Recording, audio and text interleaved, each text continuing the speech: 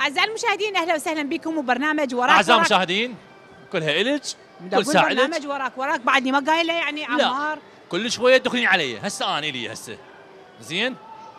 نسمة هسه راح نغير الأسئلة أوكي؟ يلا. أبو منو حضرتك؟ ابو سامر.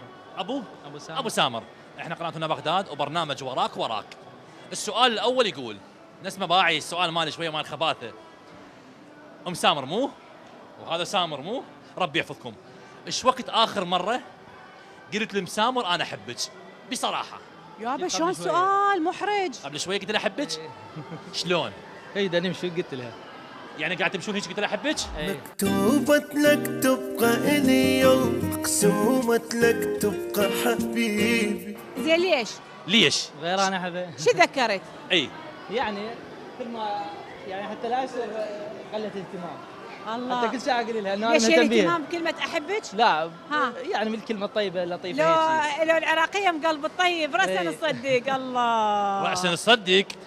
ليش شنو قصدك يعني ابو سامر الكلمه مو من كل قلبه؟ لا هي العراقية قلبها طيب تدري بيها وأبيض مثل قلب. زين وكانها نسومة. قلب بش. اساليه هي ايش وقت قالت زين نسألك أنت ايش وقت قلتي لي أنا أحبك؟ قبل شوية. قافوا على حبك صدق قافوا أعشق لك عيشك جاهل واريدك بس لي.